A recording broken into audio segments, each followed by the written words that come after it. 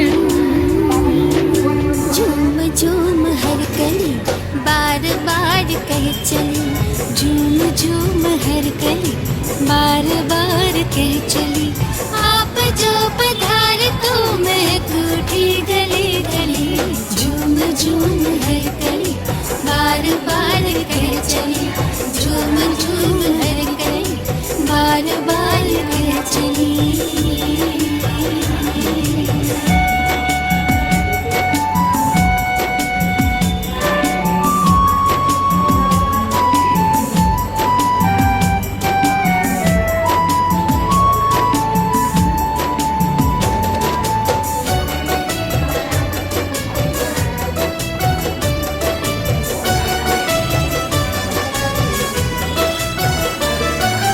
प्यार भरी पलकों में हमको पाला पोसा है, हर कदम पे साथ का दिया हमें भरोसा है।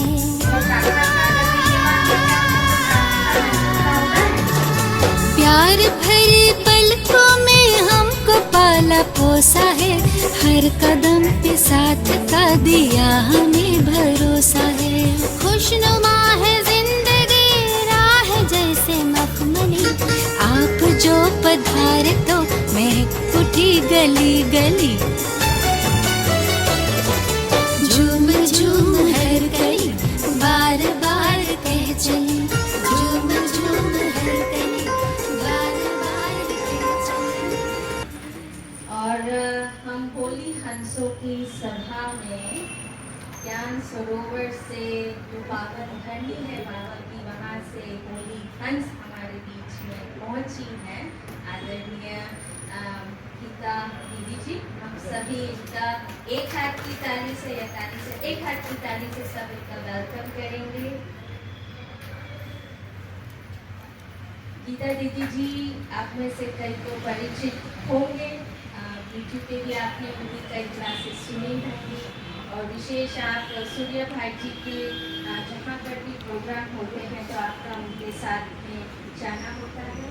तो दीदी हमारे बीच में आए हैं और आज हमें जो हमारा आज का इस भक्ति का विषय है संकल्पों से सिद्धि, और आपकी विशेषता रही है कि कई जगह पे आपने जो क्लासेस कराई है वो संकल्पों से रिलेटेड ही आप कराते हैं।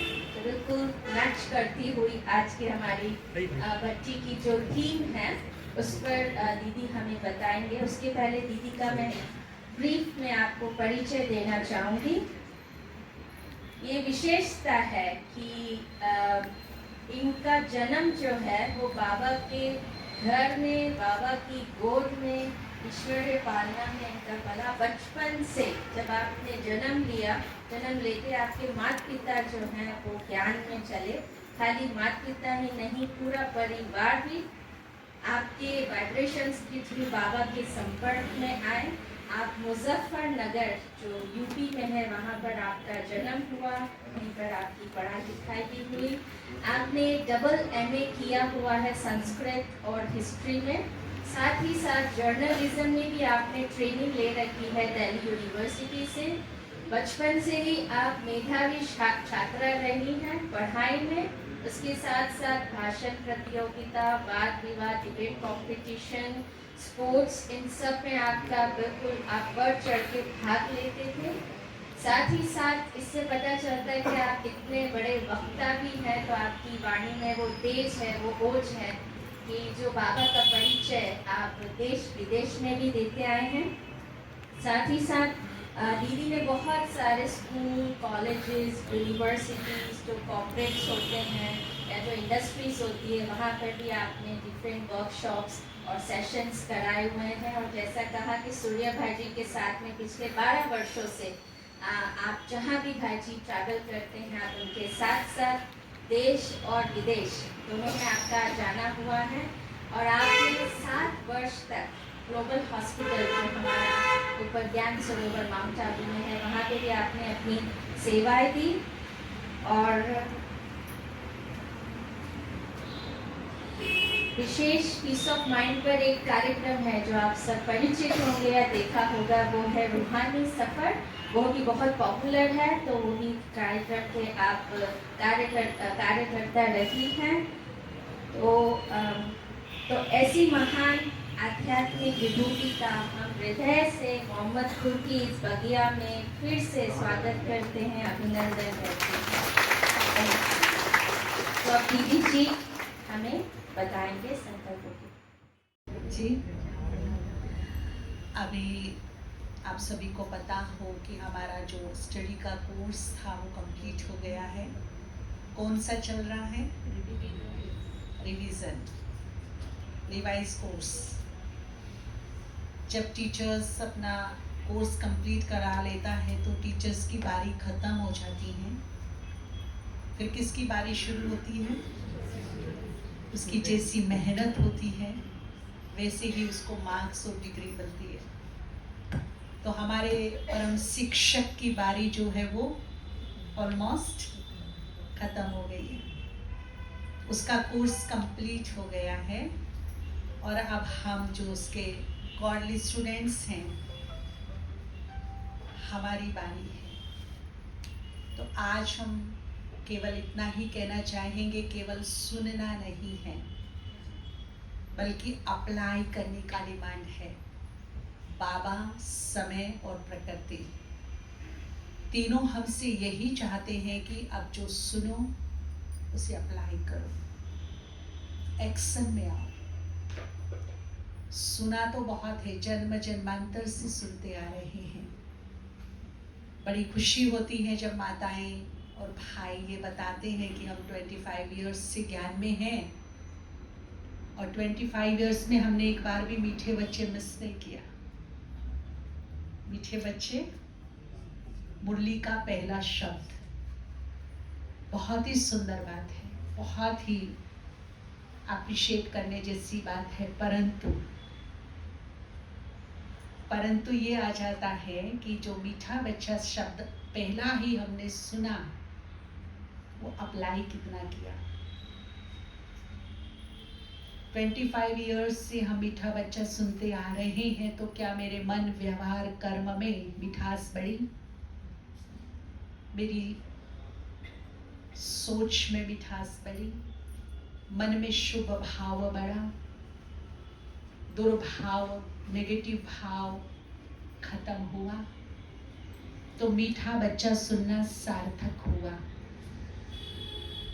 लेकिन यदि मीठे बच्चा रोज सुनकर भी मेरी सोच मीठी नहीं है, मेरे बोल मीठे नहीं हैं, आज भी बोल में कड़वाहट है, दुख है, कर्कशता है, मेरा व्यवहार आज भी कष्टदायी है,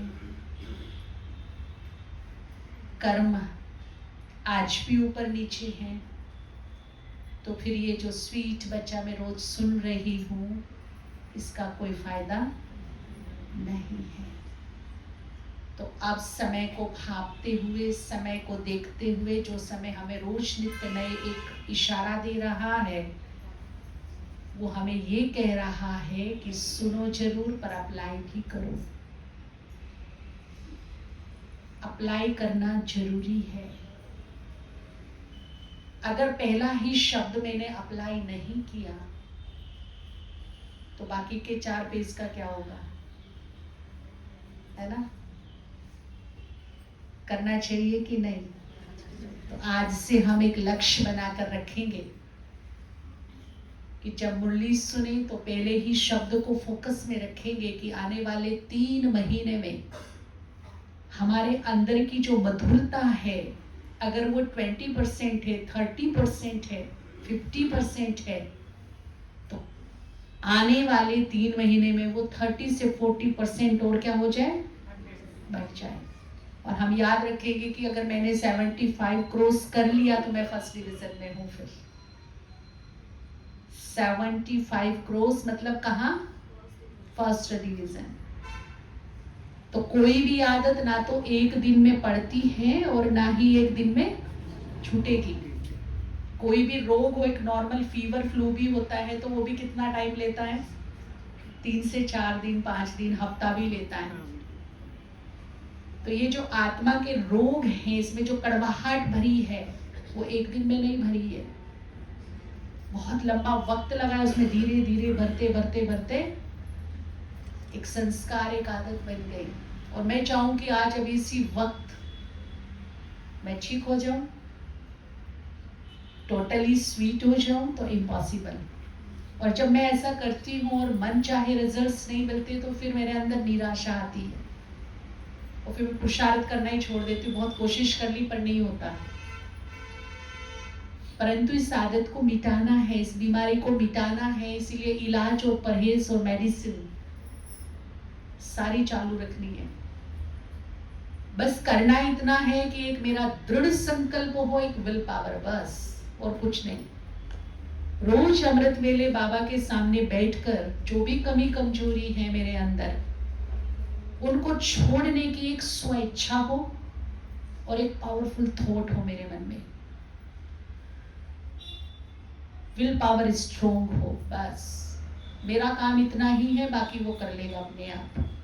उसने कहा है कि तुम्हारा संकल्प का दृढ़ कदम एक और बाकी 1000 मदद के कदम मेरे।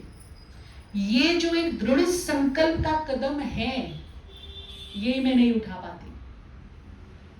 मेरे से नहीं होगा, करके देख लिया, ऐसे थोड़ा ही चलता है।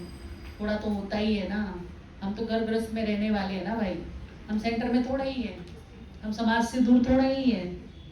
तो ये जो एक्सक्यूज हमारे मन में आते हैं, ये हमें उठने नहीं देते, बल्कि और क्या कर देते हैं, नीचे ले आते हैं। लेकिन एक समझदार व्यक्ति, एक पावरफुल आत्मा, ज्ञानित्व आत्मा की एक निशानी है, उसे जहां अपनी खूबियों का पता होगा ना कि मेरे में ये खूबियां हैं, उतना ही अच्छी तरीके से वो अपनी कमियों को भी जानता होगा। राइट? सही बात है। और यदि मुझे अपनी कमियों को नहीं जानती, हमसे नहीं मिलती, तो ये मेरा बहुत बड़ा फॉल्ट है, जो मुझे फॉल्ट में ला देगा एक दिन। अच्छा इंसान हुए कि शरीर में यदि कुछ प्रॉब्लम हो रही है तो उसको वॉच करे, देखे क्या है और डॉक्टर को बता के उसका इलाज ले ले टाइम पर, नहीं तो वो छोटी सी बीमारी क्या बन जाएगी।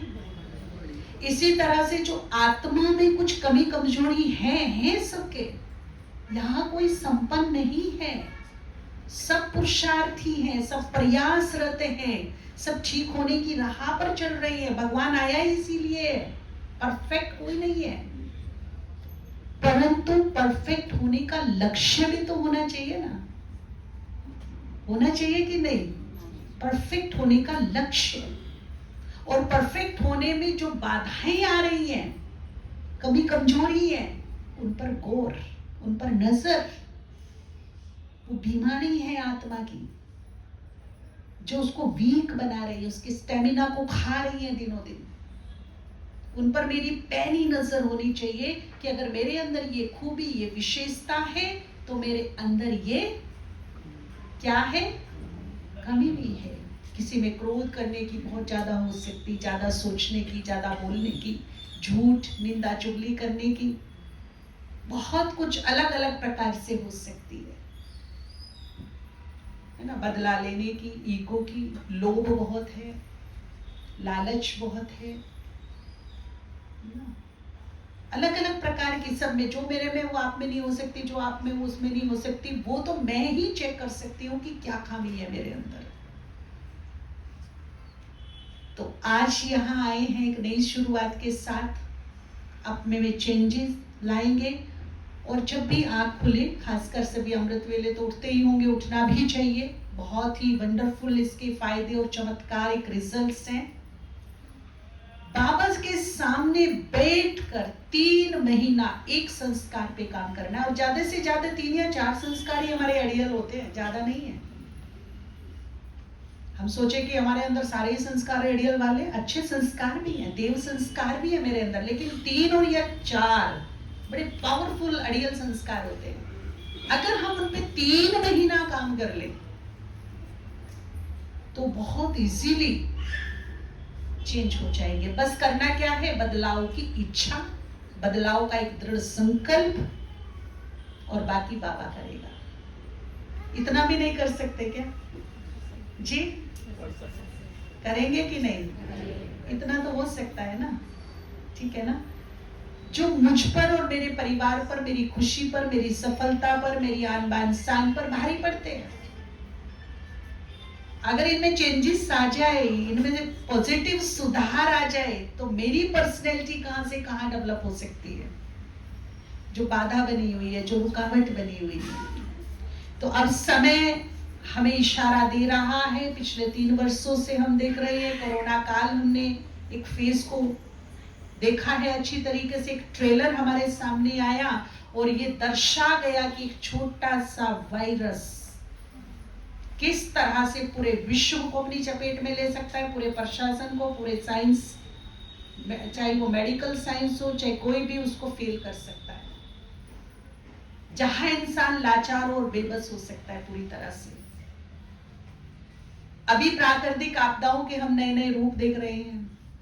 2023 भूकंप शायद इससे पहले इतने कभी नहीं आए।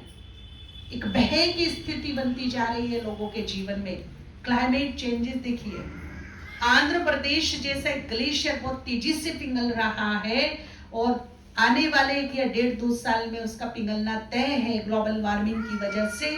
तो सागरों का क्या हाल होगा आप सोच लीजिए। जो सागर है, तट है, क्या होगा। अब बाबा बिल्कुल एकदम साइलेंट हो गए, बाबा के बच्चे साइलेंट हो गए, लेकिन बाबा का जो एक काम था बहुत बड़ा, जो आज से 10-15 साल पहले ब्रह्मा कुमारी को बोला जाता था कि ये जब भी बोलती है ना विनाश की बातें करती है। फेमस थी ब्रह्मा कुमारी। अरे जब देखो तब विनाश विनाश बोलती रहती, होता तो है नहीं कुछ। आज समय ने ऐसी करवट बदली है कि ब्रह्मा कुमारी साइलेंट है, वो नहीं बोल रही। आज कौन बोल रहा है जी? आज साइंटिस्ट बोल रही है, आज मीडिया बोल रही है, आज बड़े बड़े ज्योतिष आचार्य बात कर रहे हैं इस टॉपिक पर। कर रहे हैं कि नहीं कर रहे हैं? और बाबा के बच्चे क्या हैं? साक्षी होके देख रहे हैं। उसका एक एक शब्द, भगवान का एक एक शब्द तीनों लोकों में, पूरे ब्रह्मांड में संपूर्ण सत्य है। उसे काटने की ताकत ना तो किसी में थी और ना हो सकती। वेट एंड वॉच, देखिए क्या होता है। यूक्रेन, हम बात कर रहे थे गाड़ी में, रशिया और यूक्रेन ने तो तीसरे विश्व युद्ध का बीज डाल ही दिया है ना। कब ये विश्व युद्ध का रूप ले ले कुछ कह नहीं सकते। दुनिया 2 भागों में बंट चुकी है, पर मेरी तैयारी क्या है? हम सामने सीन देख रहे हैं, जो बाबा ने बोला वो हम अपनी आंखों से अब देख रहे हैं, परंतु मेरी तैयारी क्या है? आने वाले समय में जो खेल होगा वो मेरी मन की ताकत का होगा, और मन पावरफुल होगा संकल्प से, हमारी सोच से, हमारी विचार शक्ति से, मेडिटेशन से। कोरोना काल में भी ये हुआ, जो सर्वे आया है पूरे विश्व से, वो ये आया कि कोरोना से कम और कोरोना के भय से ज्यादा लोग मरे। पता है आपको ये सच्चाई? कोरोना का भय यानी मानसिक शक्तियों का लॉस, यानी कि मानसिक रूप से हम बहुत कमजोर। जो मानसिक रूप से कमजोर, वो तन मन से बीमार। तन की छोटी सी फुंसी भी होगी ना, उसको नासूर न समझ में आएगी, नासूर बना देगा मन का कमजोर। और यदि मन पावरफुल है तो नासूर को भी वो फुंसी में बदल देगा। ये ताकत है मन के पावर की। और मन पावरफुल बनता है मेरी नेगेटिव या पॉजिटिव सोच से। मेरी सोच क्या है, मेरा रवैया क्या है सोचने का। भारत में एक बहुत सुंदर कहावत है कि तुम झोपड़ी में रहती कोई बात नहीं, तुम्हारे फटे पुराने कपड़े कोई बात नहीं, चलेगा, परंतु एक जगह नहीं चलेगा। तुम्हारा जीवन कितना भी सादा साधारण क्यों ना हो, चलेगा, परंतु तुम्हारी सोच क्या नहीं होनी चाहिए जी? सोच निम्न क्वालिटी की नहीं होनी चाहिए। सादा जीवन हो चलेगा, लेकिन सोच उच्च क्वालिटी की चाहिए। ठीक है ना? उच्च क्वालिटी की जो पॉजिटिव पावरफुल सोच है, वो हमारे पावरफुल फ्यूचर को जन्म देती है। और यदि मेरी निम्न क्वालिटी की छोटी सोच है तो मेरा फ्यूचर भी फिर कैसा है? क्योंकि हम सभी को पता हो, मेरी जो सोच है, मेरे जो विचार है, संकल्प है, एक एक विचार और संकल्प में क्रिएटिव एनर्जी है, यानी कि उसमें निर्माण करने की ताकत है। जो मैं सोच रही हूं, विचार कर रही हूं, संकल्प कर रही हूं, उसमें क्या है? निर्माण करने की शक्ति है। निर्माण कर सकती। पता चलता है कि हम पूछते हैं सृष्टि कैसे बनी, हमने भी जाना, हमसे भी किसी और ने जाना, तो हमें एक ही चीज का पता है, सृष्टि तो ब्रह्मा ने बनाई। लौकिक और अलौकिक में भी हम ये बोलते हैं ब्रह्मा ने रच डाली। कैसे? तो नेक्स्ट आंसर क्या आता है? कैसे रच डाली? तो सिद्ध क्या हुआ कि संकल्प में क्या है? संकल्प में रचने की ताकत है, उसमें रचनात्मक शक्ति है। अब हमारे जो भी विचार है, संकल्प है, उसमें क्या है जी? रचने की ताकत है। मैं दुखी हूं, मैं बीमार हूं, मैं परेशान हूं, मैं बदनसीब हूं, मैं गरीब हूं, क्या रच रहे हैं हम सारा दिन जी? कमजोर संकल्प करके रच क्या रही है? अपना भाग्य भविष्य कैसा बना रही है? अगर मैंने दिन में 15 बार ये सोच लिया मैं बीमार, आजकल बहुत हो रहा है ये भाई बहनों में, अज्ञानवश। देखिए कोई भी बच्चे से लेके बड़े तक यहाँ परफेक्ट स्वास्थ्य किसी को मिला हो ऐसा तो है नहीं। थोड़ा बहुत ऊपर नीचे सबकी लाइफ में कुछ ना कुछ चला, क्योंकि अंत समय से हम गुजर रहे हैं।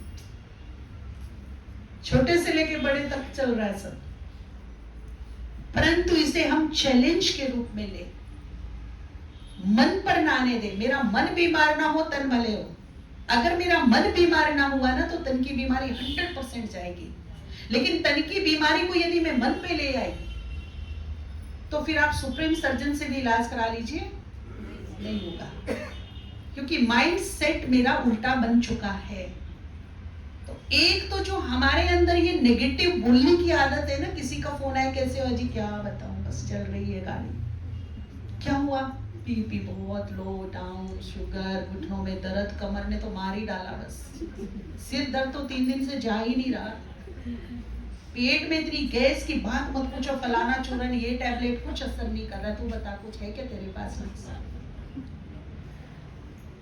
अच्छा, फिर कोई पड़ोसन साथ में आ गई, फोन रखा, कोई साथ में पड़ोसन आई, कोई मिलने जुलने वाली फ्रेंड आया, हाँ जी बताइए कैसे है, और बताइए, अरे भाई क्या बताऊं, बस 2 दिन से ना पेट ने बड़ा परेशान किया हुआ है। हाँ सेम सेम, मेरे को भी यही हो रहा है, हाइपर एसिडिटी, पूरी रात नहीं सोया भाई, शुगर ये तो जान लेके ही जाएगा।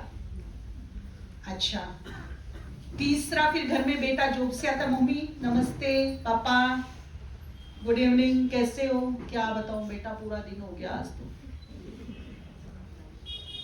क्या सोच रही हूं मैं, क्या बोल रही हूं, क्या इस ब्रह्मांड को फ्रीक्वेंसी दे रही हूं अपनी, क्या ऑर्डर बुक कर रही हूं प्रकृति में अपना? क्या मुझे ये रोग शोक बीमारी दुख दर्द तकलीफ टेंशन चाहिए? क्या चाहिए? और जब नहीं चाहिए तो सोच क्यों रही हूं? सोच क्यों रही हूं? है इसलिए सोच रही हूं, है ना, है इसलिए सोच रही हूं, पर गलत सोच रही हूं। होगा, पर मुझे हर हाल में क्या रहना है? पॉजिटिव। अब आपके मन में आया होगा कि पेट में दर्द है, गैस है, बीमारी है, तो नहीं बताएं हम एक दूसरे को। अच्छा, प्रसाद की तरह क्यों बांट रहे हो? जिनसे मुझे कोई लाभ होने वाला नहीं है उनको मैं क्यों बता रही हूं? उसको बताइए जहां से कुछ फायदा हो। आज एक सीक्रेट आपको छोड़ के जा रहे हैं, आज से अगर ये लाइफ में ले लिया तो जीवन परिवर्तन अब से इसी वक्त से शुरू हो जाएगा। आपको जो नहीं चाहिए ना उसे मत सोचो, और जो चाहिए वो बार बार सोचो। अच्छा बताइए, रोग चाहिए?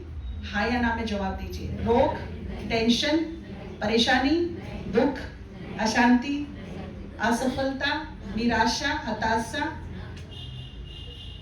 और आप बिल्कुल प्रैक्टिकल सोचिए कि मैं ज्यादा फोकस किस पे कर रही हूं? टेंशन पर, बीमारियों पर, दुख पर, मनमुटाव पर या सुधार पर?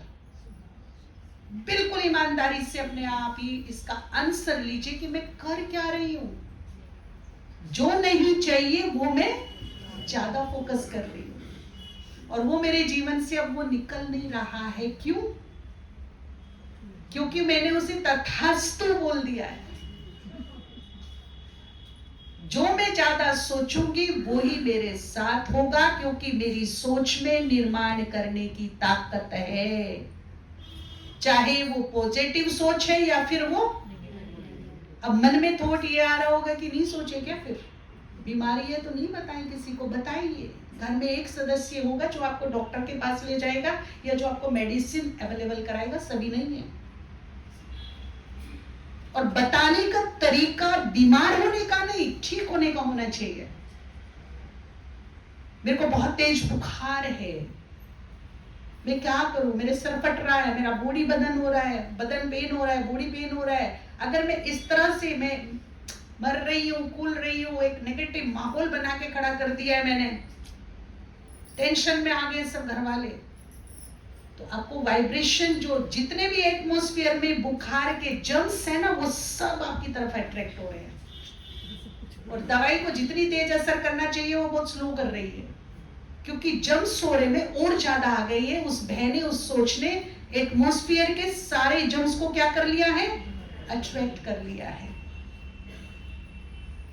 तो ये सोच सही है क्या? चुंबक की तरह खींच रही हूँ, इधर से भी, इधर से भी, इधर से भी, इधर से भी, चुंबक की तरह खींच के मेरे ओरे में ले आई है। और ज्यादा शाम तक बीमार हो गई मैं। तो करना क्या है? बुखार हुआ है, यथास्थान जाइए, जहां से आपको लाभ हो सकता है, जो आपकी सुन सकता है, जो आपको मदद कर सकता है, उसको बताइए। और बताने का ढंग क्या होना चाहिए? हाँ, आज थोड़ा बुखार हुआ है, परंतु मुझे पूरा विश्वास है फलाने डॉक्टर की दवाई से, या आप मुझे गिलास पानी पैरासीटामोल दे दो और मैं शाम तक 2 घंटे में बिल्कुल ठीक हो जाऊंगी। ये कैसा तरीका है बताने का? इसमें बीमार होने पे फोकस है या ठीक होने पर? करते हो ऐसा? हमें झूठी सिंपैथी चाहिए, सहानुभूति चाहिए। बेटा आया उसका अटेंशन चाहिए, पति आया उसका अटेंशन चाहिए, पड़ोसन आई उसकी सिंपैथी चाहिए। बिचारी है ना?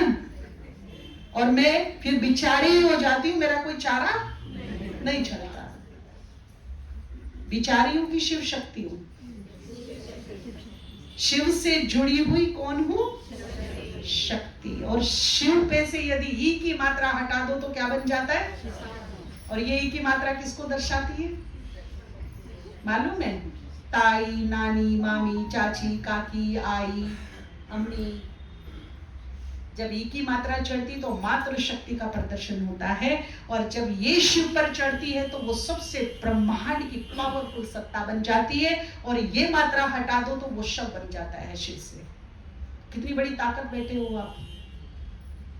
आप शिव को शिव भी बना सकती हो और शिव को शिव शक्ति के बोल कैसे होने चाहिए फिर? जी बताइए कैसे होने चाहिए? होपफुल, होपफुली, नो कि होपलेस। ना होना है, ना बोलना है, ना करना है। हर सिचुएशन में क्या रहना है? होपफुल। इसीलिए बोलना और सोचना कैसे है? होपफुली। होपलेस होके नहीं सोचना है। तो आज से अगर मान लीजिए कोई असफलता आपके काम में आ गई है, आपको सफलता नहीं मिल रही है, विघ्न बहुत है, टेंशन बहुत है, तो 21 डेज सुबह उठकर पॉजिटिव सोचिए उसके बारे में। मैं बिल्कुल सफल हूं, मैं बिल्कुल सफल हूं। हो जाऊंगा, नहीं हो जाऊंगा तो 2-4 साल में फ्यूचर पे छोड़ दिया।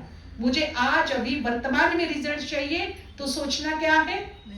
मैं मास्टर सर्वशक्तिवान हूं, परमात्मा की संतान हूं, मैं बिल्कुल इस काम में सफल हूं।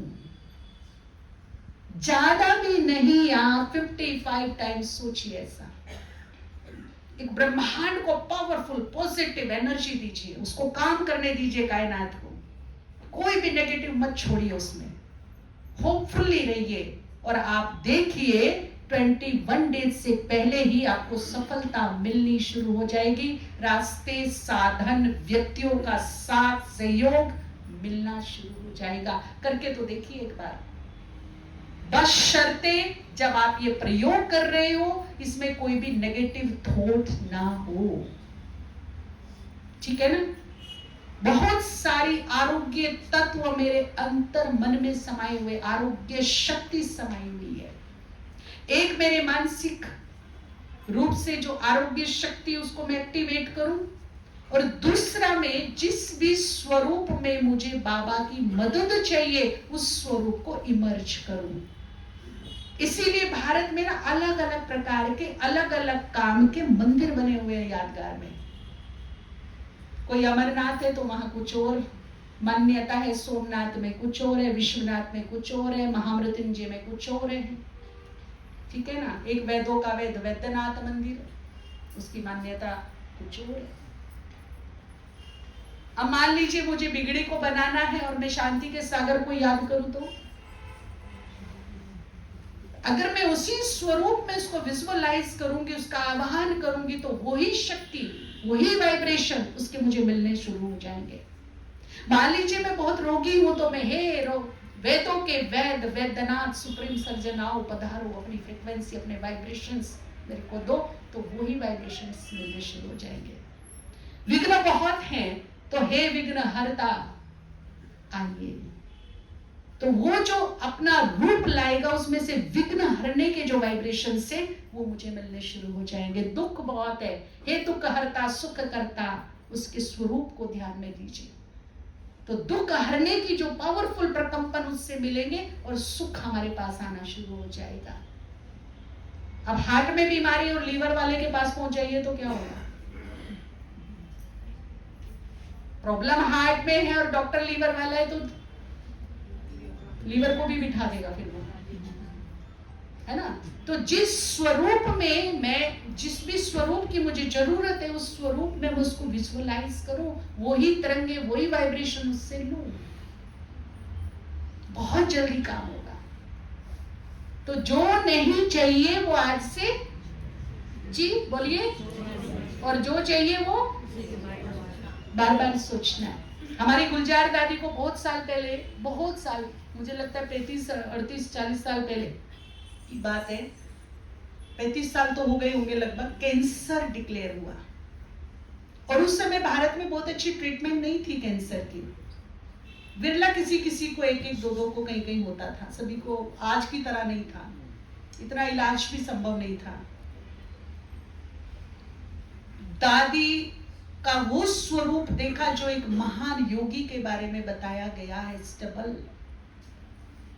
श्रीमद् भगवत गीता में भी उसका वर्णन दिया गया है कि योगी कौन, जो हर हाल में क्या रहे, स्टेबल। चाहे लाभ हो, हानि हो, दुख हो, सुख हो, मान हो, अपमान हो, लेकिन क्या रहे, ऐसे ऐसे होगा तो वो योगी की पहचान, स्थिर प्रज्ञ की पहचान, और ऐसे होगा तो योगी। तो वो दादी का स्वरूप दिखा। दादी को जब बताया कि ऐसे ऐसे आपको कैंसर हुआ है, दादी पूरी तरह शांत चित्त, आनंदित, स्टेबल, इतनी सी रिंचक मात्र भी उनके चेहरे पर कोई भी भाव दुख वाला, निराशा वाला, चिंता वाला नहीं था। और वंडरफुल तब हुआ केस जब वो बॉम्बे गई, उस समय के जो सबसे भारत के स्पेशलिस्ट थे, अच्छे सर्जन कैंसर के, वो थे अशोक मेहता जी। बड़ा उनका नाम था उस समय, अभी भी है। 3-4 बहनें ये गई डॉक्टर के पास, जब उनकी कैबिन में गई तो पहला केस था डॉक्टर का, जो देखकर हैरान हो गया कि पेशेंट कौन सा है चारों में से। पहला केस उसकी लाइफ का। नहीं तो पेशेंट को 2 लोग पकड़ के लाते थे, पेशेंट आधा मर गया होता था, तन से कम और मन से ज्यादा। तन में इतना रोग नहीं था लेकिन मन में ज्यादा ले लिया, इसीलिए 2 लोग उनको पकड़ के ले जाते थे। लेकिन ये चारों ही स्माइल करते हुए अंदर आए, चेहरे पे कोई फिक्र नहीं, कोई चिंता नहीं। वो एक एक को देख रहा, पेशेंट है कौन सा। फिर बैठ गई सामने जाकर के, तो डॉक्टर फिर देख रहे कि कौन सा है भाई। मालूम नहीं पड़ा डॉक्टर को कि पेशेंट कौन सा है। आखिर तो डॉक्टर को पूछना पड़ा कि पेशेंट है कौन सा। तो मुस्कुराते हुए एक बहन ने बोला कि ये है। तो दादी ने बड़े प्यार से मुस्कुरा के पूछा, आपकी प्रैक्टिस ठीक ठाक चल रही है डॉक्टर साहब। उसको लगा पहला पेशेंट मेरा हालचाल पूछ रहा है। और वही क्षण था, वही पल था जब अशोक मेहता जी के जीवन में भारी परिवर्तन आया। और वो उस पेशेंट की विल पावर से, उसकी जो स्ट्रॉन्गनेस थी, उसको देख करके वो बाबा पर बलिहार चले और आज वो ग्लोबल हॉस्पिटल बनने के निमित्त बने हैं। सेवा। जब डॉक्टर ने उनका ट्रीटमेंट शुरू किया तो दादी जी उनको विश्वास दिला के आई, डॉक्टर साहब निश्चिंत रहना, मैं आपकी पहली ही मेडिसिन से, ट्रीटमेंट से 100% ठीक हो जाऊंगी। वो मुस्कुराहट, वो विल पावर, वो पॉजिटिव थिंग जो थी उनकी, वो रीजन ही बना कि उनका 3rd स्टेज का कैंसर उस समय में बिल्कुल क्योर हो गया, ठीक हो गया। जो मेडिकल साइंस के लिए एक बहुत बड़ा मिरेकल था कि इस केस को कैसे उन्होंने फेस किया, कैसे उन्होंने ठीक कर लिया अपनी विल पावर से। यही गलती हम करते थे। बस हम मन से टूट जाते हैं, नेगेटिव थॉट्स आ जाते, बस अब तो मैं 2-4 महीने की हूं, बस मैं तो ये हूं। कुछ डॉक्टर हमारे माइंडसेट को ऐसा बना देते हैं। कुछ ऐसी बीमारियां हैं जो डॉक्टर ने माइंडसेट तैयार कर दिया, हमारा शुगर कभी ठीक नहीं होगा, माइंडसेट रेडी नहीं होगा, नहीं होगा, तथास्तु। हमें एक ब्रेन स्पेशलिस्ट मिले जो भारत में 3रे नंबर पर हैं। फॉरेन से अपनी एजुकेशन लेकर के वो आए और बहुत अच्छा ब्रेन पर काम कर रहे हैं। तो एक दिन लंच पर उनके साथ बैठने का मौका मिला, सूरज भाई भी थे और हम भी थे। तो उनसे डिस्कशन किया कि ये जो हम स्वामान से जो समाधान करते हैं रोगों पर, या बहुत सारे डिप्रेशन केसेस ठीक हुए हैं, हजारों से भी ज्यादा, तो ये कैसे काम कर रहा है अंदर में। क्योंकि हमें जानना था कि स्वामान बताते हैं और ठीक हो जाते हैं। इसका अभ्यास करिए, ठीक हो गए, किडनी के पेशेंट ठीक हो गए, हार्ट के ठीक हो गए, एक बच्ची के हार्ट में छेद था पैदाइशी, वो ठीक हो गया। तो हमको भी बड़ा वंडर लगता है। हम अकेले में जाके पूछते, कहा मैं तो अकेले में जाके पूछती, हो भी गया क्या, सच बताओ। हाँ हो गया। विश्वास नहीं होता कैसे हो गया। तो हमारे लिए भी बहुत बड़ी एक ये चमत्कारिक चीज थी। तो डॉक्टर से डिस्कशन किया कि कैसे होता है ये सब। तो उसने बड़ी सिंपल भाषा में एक तो अपना प्रयोग बताया जो उन्होंने किया प्रैक्टिकली, और फिर कुछ चीजें बताई जो आपकी समझ में आएगी। बड़ी सिंपल भाषा में बताई जो आप माताओं को भी समझ में आ जाएगी। आप सभी को पता हो कि जो हमारा ब्रेन है पूरी बॉडी का कंट्रोलर है। यहां से ही पूरी बॉडी क्या हो रही है, कंट्रोल हो रही है। ब्रेन और शरीर जुड़ा कैसे है, कुछ जैसे आपको मैं कैसे बताऊं, जैसे एक बिजली घर होता है, पावर हाउस। आपके घर में लाइट है, कहां से आ रही है, किसके थ्रू आ रही है जी, थ्रू क्या बना है, वायर्स। ऐसे ही ब्रेन से जो पावर जाती है बॉडी को, जो भी मैसेज या जो भी पावर जाती है वो वायर्स के थ्रू जाती है। ऐसे कुछ हमारे शरीर में सिस्टम है, उसके थ्रू हर ऑर्गेन्स जुड़ा हुआ है ब्रेन से, वायर के थ्रू। समझ लीजिए, जब हम बहुत डिस्टर्ब होते हैं, निराश होते हैं, टेंशन में आते हैं, बहुत ज्यादा बोलते हैं, पॉजिटिव स्ट्रेस ले लेते हैं, नेगेटिव तो है ही। आज की डेट में हमने डिस्कशन किया कि अपने बीकेस को बहुत ज्यादा शुगर बीपी हो रहा है, क्यों? तो उन्होंने बोला कि नेगेटिव स्ट्रेस के साथ साथ पॉजिटिव स्ट्रेस भी होता है। आपको पता है पॉजिटिव स्ट्रेस के बारे में? आपके घर में शादी है, आपके काम करने की जो क्षमता है, स्टैमिना है बॉडी का, वो है 5 घंटा। 5 घंटा आप अथक काम कर सकते हो, उसके बाद आपका स्टेमिना खत्म हो जाता है। लेकिन शादी के टाइम में आपने काम किया 12 घंटा, तो ब्रेन पे क्या आ गया? टेंशन नहीं है आपको, आप बड़ी खुशी से काम कर रहे हो, लेकिन जो वो एक पॉजिटिव स्ट्रेस ब्रेन पे आया कि स्टेमिना कितना था, 5 घंटा, काम कितना किया, 12 घंटा, तो वो एक स्ट्रेस बनकर के कहां गया? तो हमारी बहनें क्या करती है, हमारे भाई बहनें क्या करते हैं? जितना हो सके कर लो, घिस लो, है ना। तो वो जो पॉजिटिव स्ट्रेस ले लेते हैं, स्टेमिना से ज्यादा वर्क कर लेते हैं, तो ब्रेन पे क्या आ जाता है? Positive stress. उससे कई सारी चीजें गड़बड़ हो जाती है। तो चाहे वो नेगेटिव स्ट्रेस है या पॉजिटिव स्ट्रेस है, जब हम ज्यादा ले लेते हैं तो हमारी जो ये वायर है ये श्रिंक होना शुरू हो जाती है, सुकड़ जाती है। समझ में आई? जब हम टेंशन लेते हैं, रोते हैं, बहुत ज्यादा दुख में होते हैं, बहुत ज्यादा नेगेटिव हो जाते हैं, अपने लिए, दूसरों के लिए बहुत ज्यादा नेगेटिव सोच रहे हैं, बोल रहे हैं, या बहुत ज्यादा स्टेमिना से ज्यादा वर्क ले लिया है हमने अपने ब्रेन से, तो हमारे ब्रेन पे जब जब प्रेशर आता है, उसके थ्रू जो वायर हमारी बॉडी के हर ऑर्गन्स में जा रही है वो सुकड़ जाती है, श्रिंक हो जाती है। आपके घर की कोई तार यदि सुकड़ जाए, श्रिंक हो जाए, तो लाइट कैसे जलेगी? कैसे जलेगी? या तो जलेगी नहीं, और जलेगी तो कैसे? और जब हम अति में स्ट्रेस ले लेते हैं, अति में ज्यादा कुछ कर लेते हैं, तो वो बिल्कुल शॉर्ट सर्किट वाली स्थिति आ जाती है, बिल्कुल डैमेज हो जाता है और किसी ना किसी एक ऑर्गन्स को ले बैठता है, किसी एक ऑर्गन्स को बिल्कुल फेल कर देता है। ब्रेन से शरीर का ये नाता है। अच्छा, ये तो समझ में आ गया ना। फिर उसने बताया जितना हम पावरफुल पॉजिटिव सोचते हैं, होपफुल्ली रहते हैं, खुश रहते हैं, आप खूब खुश रहिए सुबह से शाम तक, और काम 10 घंटे कर लीजिए, आपको थकान नहीं होगी, है ना। लेकिन मन पर दबाव लेके 2 घंटे काम कीजिए तो थकान हो जाएगी। ठीक बात है।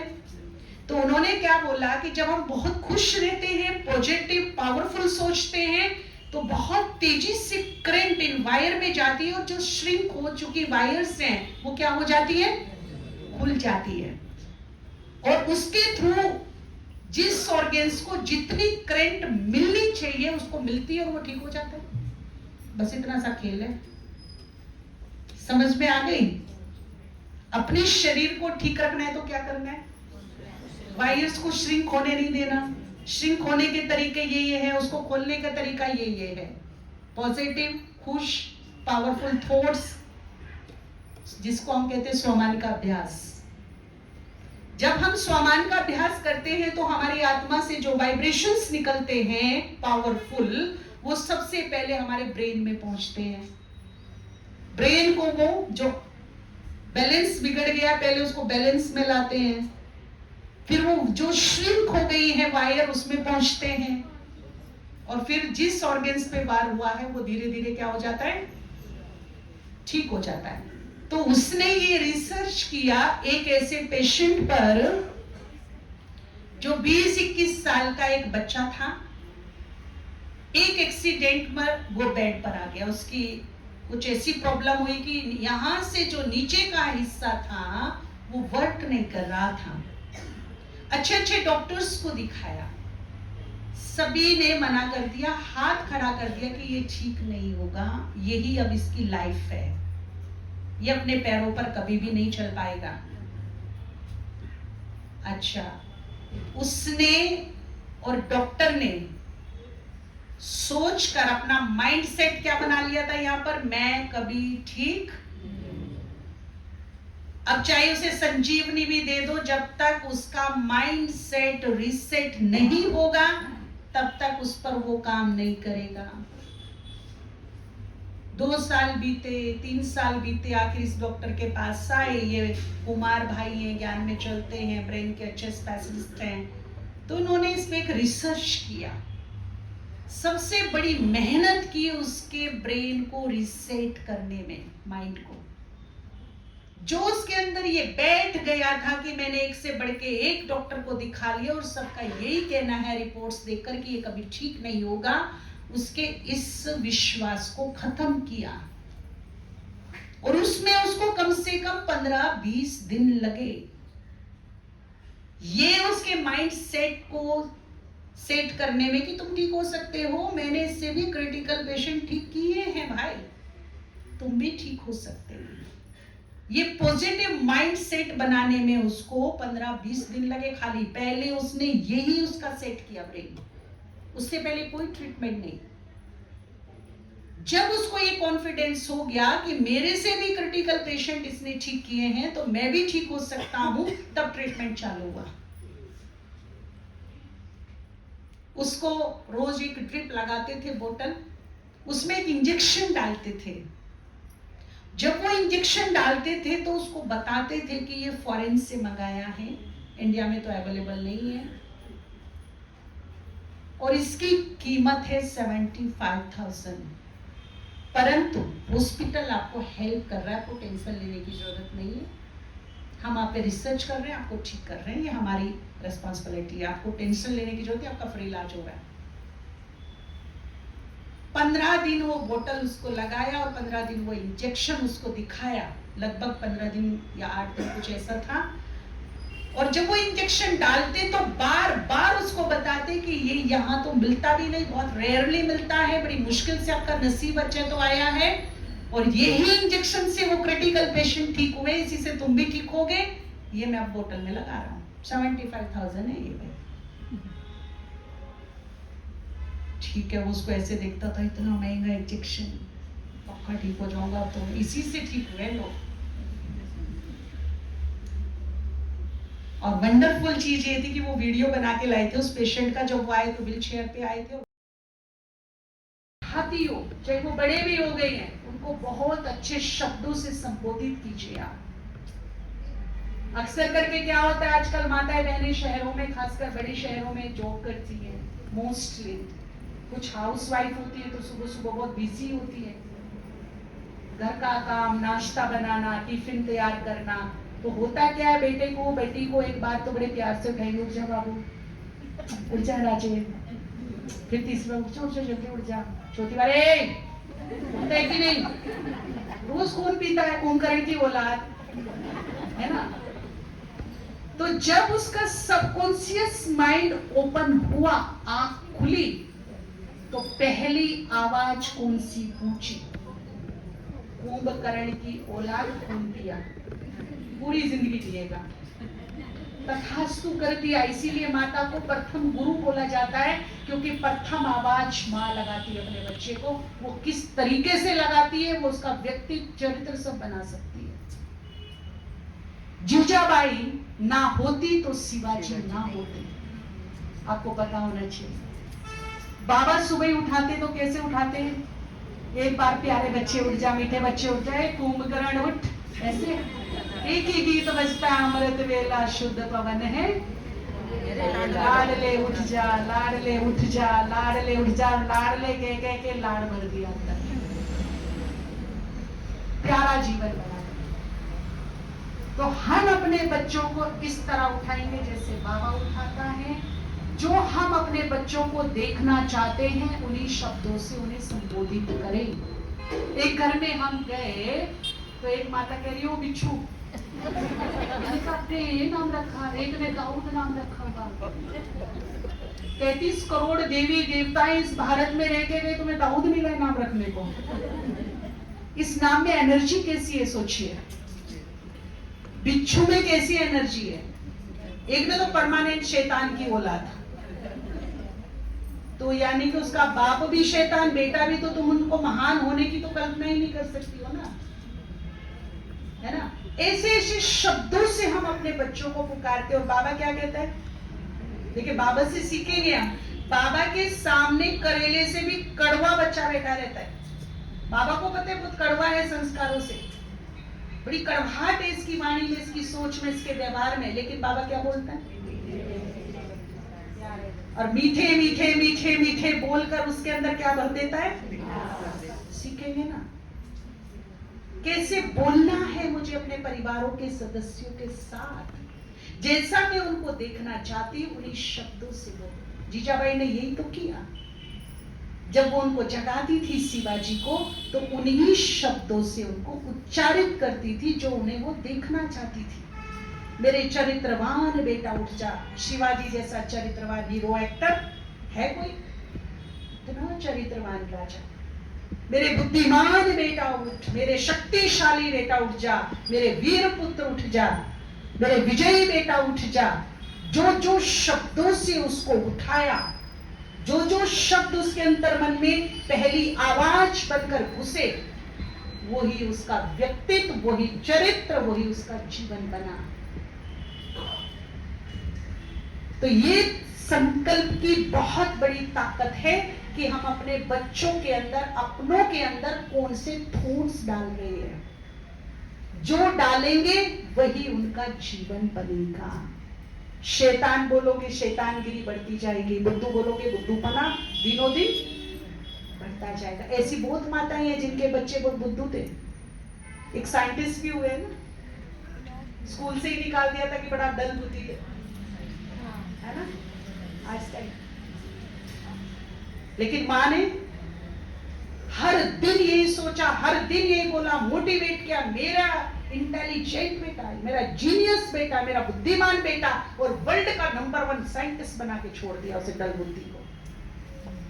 थॉट्स की बात है, संकल्प की बात है कि आप बोल क्या रहे हो, उसके बारे में सोच क्या रहे हो, अपने बारे में भी और अपनों के बारे में भी क्या सोच रहे हो। तो आज से हम अपनों को जैसा देखना चाहते हैं उनको उन्हीं शब्दों से संबोधित कीजिए। जिनसे नहीं बनती ना उनको 10 बार बोले तो मेरे गुड फ्रेंड हो, तो मेरे बहुत अच्छे वेल विशर हो, तो बहुत अच्छे हो, बहुत अच्छे हो, बहुत अच्छे हो। एक चैलेंज के रूप में ले लीजिए कि बुराई हारती है कि अच्छाई हारती है, अब देखना क्या होता है। और रिजल्ट क्या मिलेगा? एक ना एक दिन अच्छाई की जीत अवश्य होगी, बस आपको हारना नहीं है। वो बुरा भी क्या हो जाएगा, एक दिन अच्छा बन जाएगा, वेल विशर बन जाएगा, गुड फ्रेंड बन जाएगा।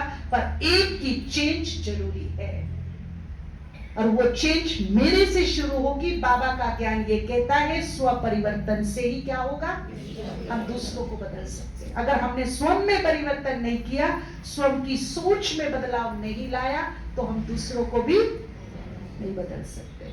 इसीलिए जो नहीं चाहिए वो बीमारियों के बारे में सोचना है। क्या सोचना है? होपफुली कि होपलेस?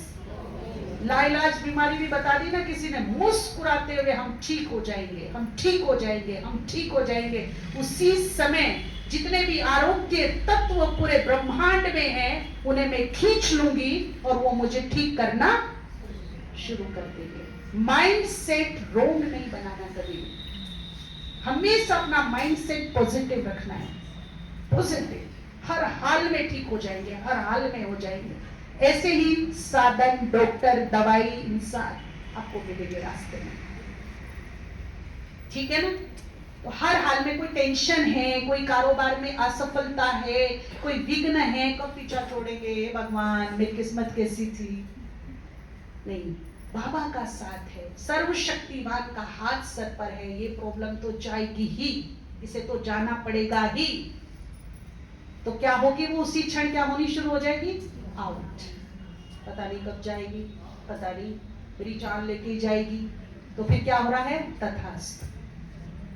अब आपके हाथ में ही किसे तथास्तु करना है और किसे आउट करना है। तो एक गेम खेलेंगे एक गेम। जो चाहिए उसके लिए बोलेंगे सिर पे हाथ रख के तथास्तु, और जो नहीं चाहिए उसके लिए बोलेंगे कैंसिल कैंसिल कैंसिल। 3 बार क्या बोलेंगे। और आप ये ध्यान रखना कि रोजमर्रा की दिनचर्या में ये सही साबित होने वाला है। हमारा सबकॉन्शियस माइंड जिन बन के बैठा है, आप उसे संकल्प दो, उस पे काम करेगा। गलत दो गलत करेगा, सही दो। और ऊपर बाबा भी तथास्तु करने के लिए बैठा है। जैसा सोचोगे वैसा ही जीवन बनेगा। केवल ये एक गेम नहीं है, बल्कि मेरी जीवन के खेल को बदल के रख देगा। इतनी बड़ी पावर है संकल्प में। तो मैं बोलूंगी आपको चाहिए उसके लिए एक साथ सभी सर पे हाथ रख के बोलेंगे तथास्तु। और जो मैं अगर कुछ गलत बोलूंगी, नेगेटिव बोलूंगी, जो आपको नहीं चाहिए उसके लिए आप करेंगे कैंसिल कैंसिल कैंसिल। और फिर ये आज यहाँ सीखना है और कल से अभी से अपने घर में भी जाके करना है।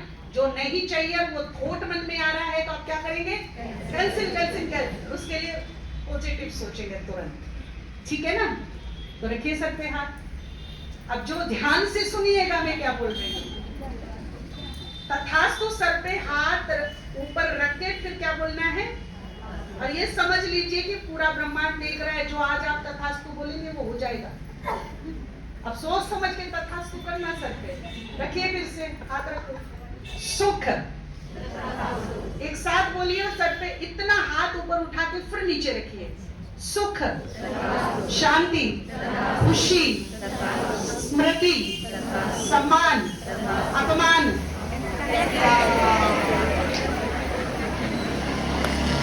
कुछ लोगों ने तो देखो गलती ऐसे ही होती जो हमें नहीं चाहिए जाने अनजाने में वो हम सोच लेते हैं। अभी भी सोच लिया ना। किसको अपमान चाहिए था? किसको चाहिए? चलो फिर से दोबारा एक बार फिर से पक्के होना है। जो चाहिए उसको तथास्तु आने देंगे और जो नहीं चाहिए वो थोट आ रहे तो उसको क्या करेंगे? Cancel cancel. हाँ, ध्यान से सुनिएगा, गड़बड़ नहीं करिएगा। प्यार, खुशी, संतोष, सहनशीलता, सोच सोच के बोलिए ताकि आपको ठीक से समझ में आए। सुख, सम्मान, अपमान, सभी पास हो गए इस बार। एक बार और फाइनल करते हैं। चलो, खुशी, शांति, समृद्धि, सुख, अपनापन, परायापन। ठीक है ना? समझ में आ गया? एक बार और करें। चलो जल्दी जल्दी करेंगे। सुख, शांति, खुशी, रोग। एक का तो हाथ सर पे रह गया पर तथास्तु नहीं बोला। तो अभी समझ में आ गया ना? सुबह से शाम तक क्या सोचना है? जो चाहिए वो सोचना है, जो नहीं चाहिए वो कैंसिल कैंसिल। ठीक है? मैं कौन हूं? मैं बहुत चाहे दुर्भाग्य कैसा भी हो, चाहे क्रिटिकल सिचुएशन कैसी भी हो, मुझे हर हाल में क्या रहना है?